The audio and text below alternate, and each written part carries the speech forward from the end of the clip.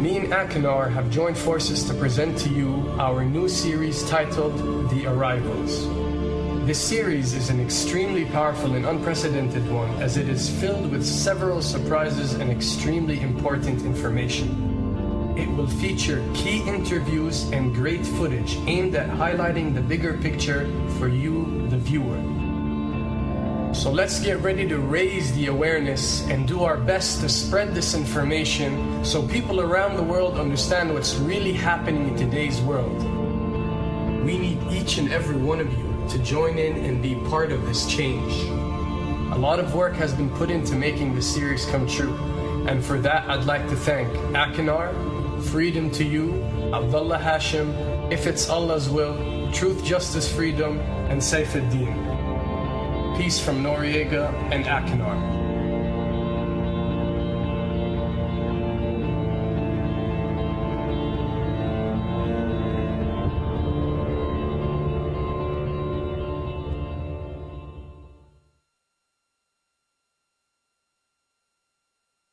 بسم الله الرحمن الرحيم واتبعوا ما تتلو الشياطين على ملك سليمان وما كفر سليمان ولكن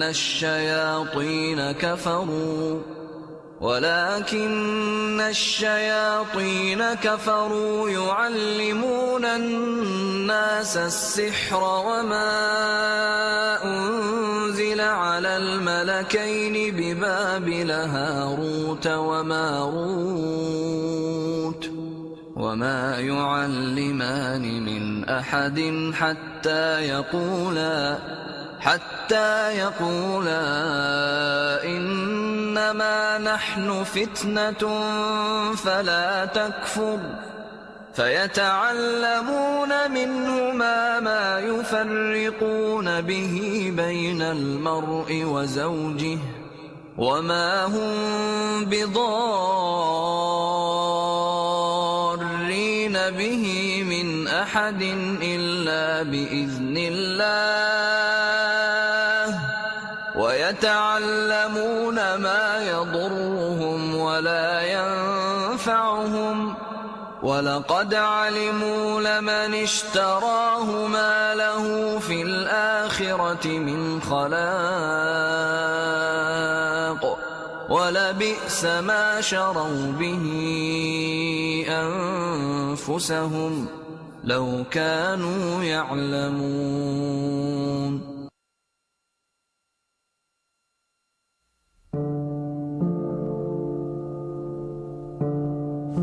20 years after Jerusalem was taken, the Dome of the Rock was seized by a group of warrior monks calling themselves the Knights of the Temple of Solomon, or more simply, the Knights Templars. In Jerusalem, the Templars began to deviate further and further away from the practices of Christianity. They learnt the secret arts of the Kabbalah, an ancient form of Jewish magic, along with its dark rites and rituals. The Jews had learnt the arts from the pagans of ancient Egypt during the times of enslavement to the Pharaoh and developed them into Babylon at the time of Nebuchadnezzar. In 1307, King Philippe of France arrested them for charges of denial of Christ, homosexuality, and idol worship, as well as magic.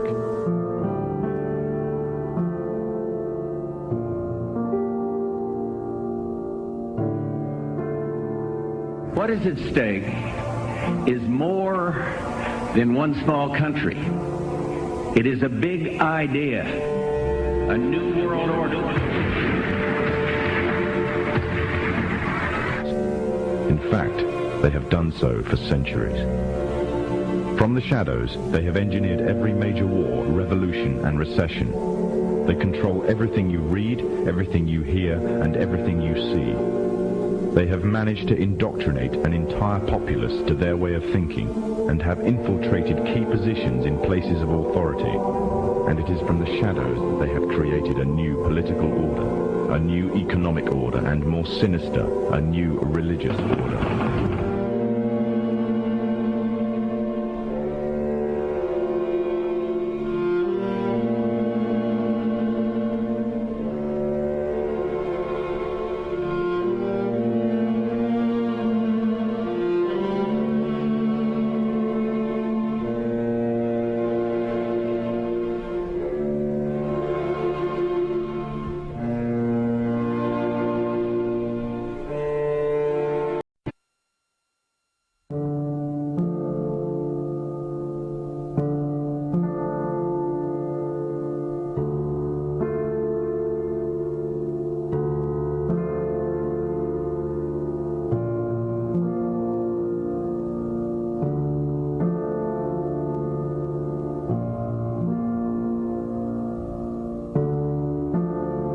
And you probably noticed I don't feel about that war the way we were told we were supposed to feel about that war, the way we were ordered and instructed by the United States government to feel about that war. You see, I tell you, my mind doesn't work that way. I got this real moron thing I do. It's called thinking. And I'm not a very good American because I like to form my own opinions. I don't just roll over when I'm told to. Sad to say, most Americans just roll over on command. Not me. I have certain rules I live by. My first rule, I don't believe anything the government tells me. Nothing. Zero. Nope.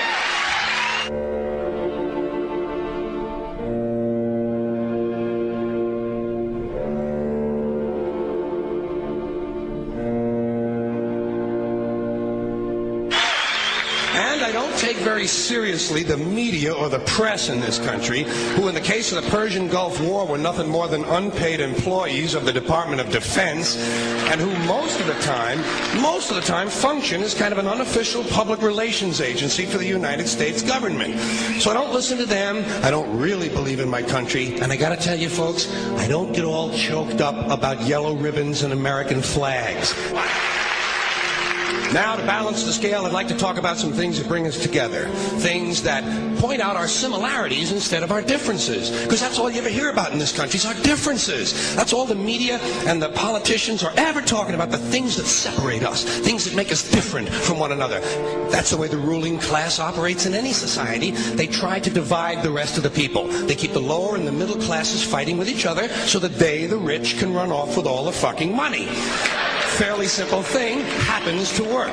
You know, anything different, that's what they're going to talk about. Race, religion, ethnic and national background, jobs, income, education, social status, sexuality, anything you can do, keep us fighting with each other so that they can keep going to the bank. You know how I describe the economic and social classes in this country? The upper class keeps all of the money, pays none of the taxes. The middle class pays all of the taxes, does all of the work. The poor are there just to scare the shit out of the middle class. Keep them showing up at those jobs. Politicians know that word. They use it on you. Politicians have traditionally hidden behind three things: the flag, the Bible, and children. No child left behind. No child left behind. Oh, really? Well, it wasn't long ago you were talking about giving kids a head start. Head start, left behind? Someone's losing fucking ground here. But there's a reason. There's a reason. There's a reason for this. There's a reason education sucks, and it's the same reason that it will never, ever, ever be fixed. It's never going to get any better. Don't look for it. Be happy with what you got. Because the owners of this country don't want that. I'm talking about the real owners now. The big, the wealthy, the real owners, the big wealthy business interests that control things and make all the important decisions. Forget the politicians. They're irrelevant. The politicians are put there to give you the idea that you have freedom of choice. You don't. You have no choice. You have owners. They own you. They own everything. They own all the important land. They own and control the corporations. They've long since bought and paid for the Senate, the Congress, the state houses, the city halls. They got the judges in their back pockets, and they own all the big all the big media companies. So they control just about all of the news and information you get to hear. They got you by the balls. They spend billions of dollars every year lobbying to get what they want. Well, we know what they want. They want more for themselves and less for everybody else. But I'll tell you what they don't want. They don't want a population of citizens capable of critical thinking. They don't want well-informed, well-educated people capable of critical thinking. They're not interested in that. That doesn't help them. That's against their interest. That's right. You know something? They don't want people who are smart enough to sit around the kitchen table and figure out how badly they're getting fucked by a system that threw them overboard 30 fucking years ago. They don't want that. You know what they want? They want obedient workers. Obedient workers. People who are just smart enough to run the machines and do the paperwork, and just dumb enough to passively accept all these increasingly shittier jobs with the lower pay, the longer hours, the reduced benefits, the end of overtime, and the vanishing pension that disappears the minute you go to collect it. And now they're coming for your Social Social Security money. They want your fucking retirement money. They want it back so they can give it to their criminal friends on Wall Street. And you know something? They'll get it. They'll get it all from you sooner or later because they own this fucking place. It's a big club, and you ain't in it. You and I are not in the big club.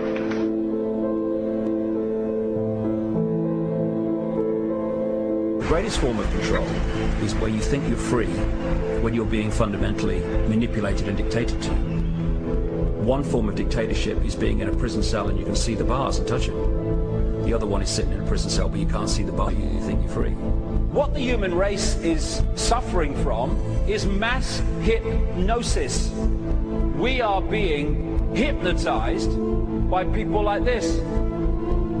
Newsreaders, politicians, teachers, lecturers. We are in a country and in a world that is being run by unbelievably sick people. The chasm between what we're told is going on and what is really going on is absolutely enormous. The greatest hypnotist on planet Earth is a oblong box in the corner of the room. It is constantly telling us what to believe is real. Historically, the control and manipulation of political opinion has been the Freemasons' main weapon in gaining control of countries and states. Once in control of the rulers and politicians of a country, laws and political structures could be changed in accordance with their agenda. However, since restricting the body does not necessarily mean restricting the mind, the Freemason recognizes that their plan for a global government hinges completely on subduing the masses to their agenda, and thus eliminating opposition to their cause. And the greatest threat to their plan, posing more danger than any army or law, is the threat of a free-thinking mind. In order to eliminate this threat and to achieve their objective, the Masons have set about the boldest plan ever devised: the complete control of every aspect of human life, your life. And the weapons they are using against you are in your very homes, entertaining you and your children, and gradually indoctrinating you without you even realizing.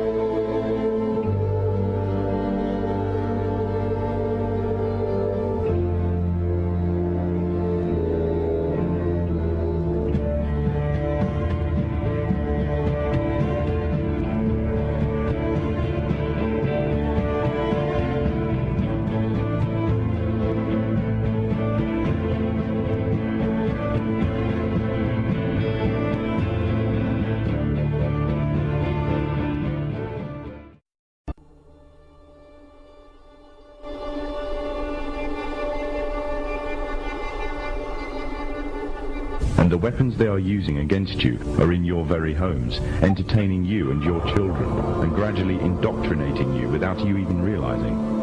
In today's society, people are spending more and more time engaged with modern media. Television, cinema, computer games, the internet, popular fiction and popular music are an integral part of our lives. Yet these provide a vast expanse on information, which you are taking either consciously or subconsciously into your mind. Information on society ranging from ideals and morals and the difference between right and wrong to the way societies and economies should be structured is passed before you every single day.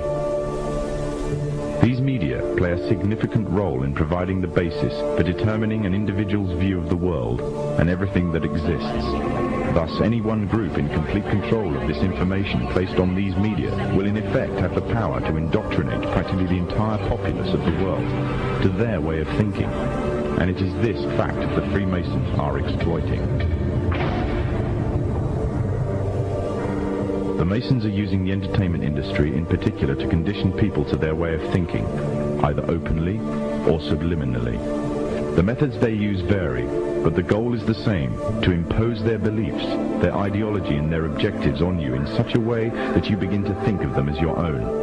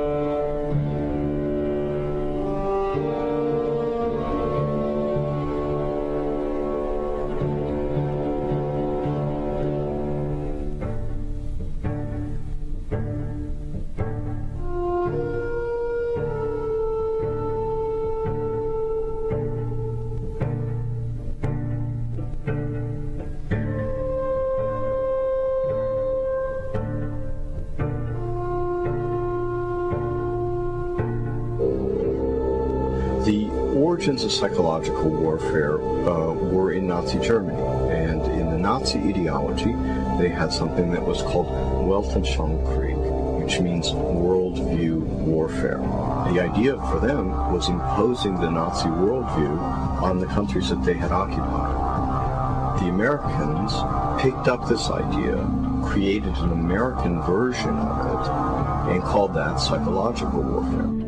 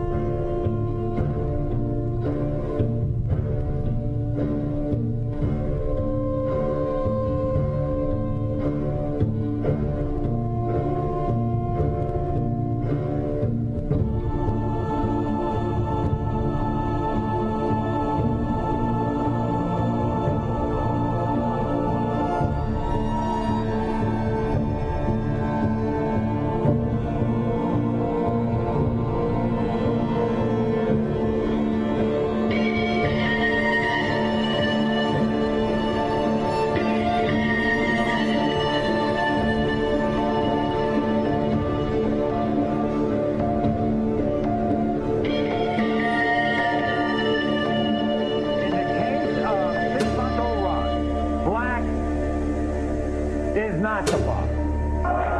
Mario, you are not the father. Timbu, you are not the father. Dee, you are not.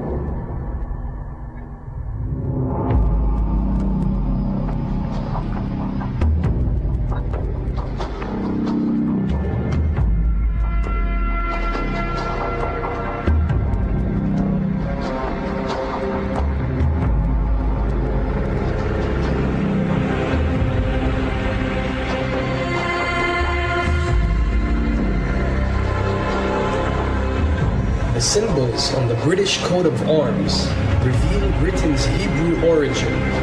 According to the Bible, the harp symbolizes the Hebrew King David. The biblical roaring lion and unicorn holding up the shield symbolize the nation of Israel.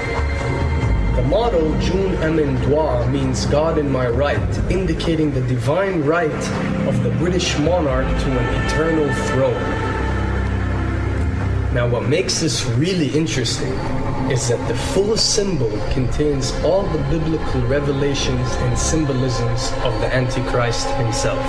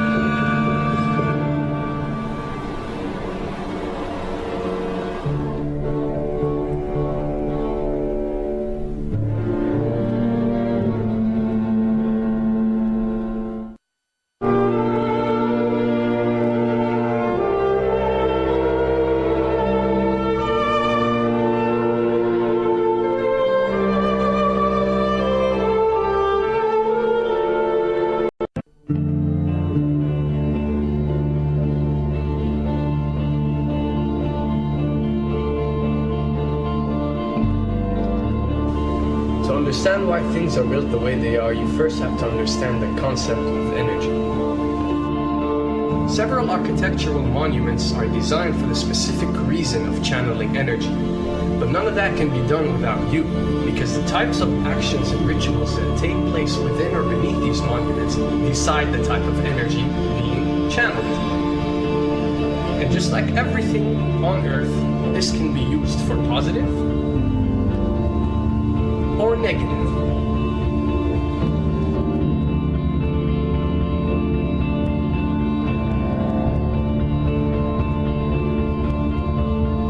Pyramids, octagons, and domes.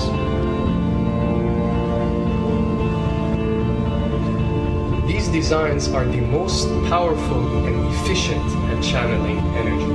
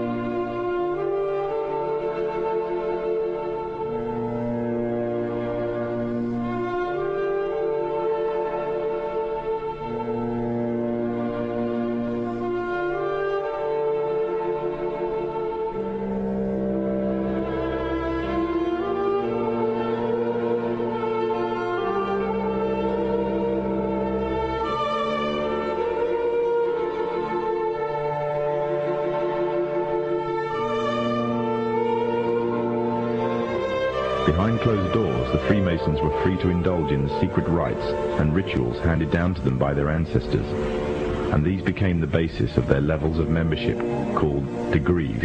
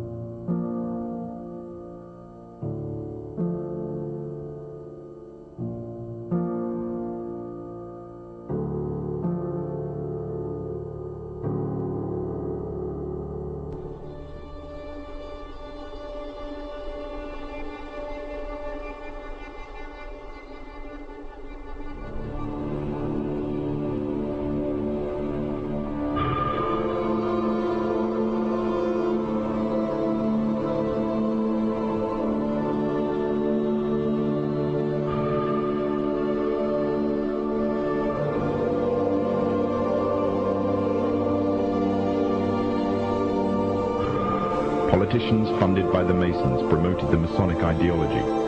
The secret lodges of the Masons were open to members of the French army. High-ranking officers and generals were indoctrinated to the Freemasons' way of thinking.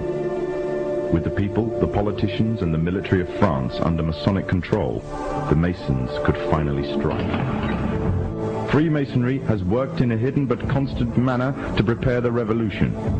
We are then in complete agreement that Freemasonry was the only author of the revolution, and the applause which I receive from the left, and to which I am little accustomed, proves, gentlemen, that you acknowledge with me that it was Masonry which made the French Revolution.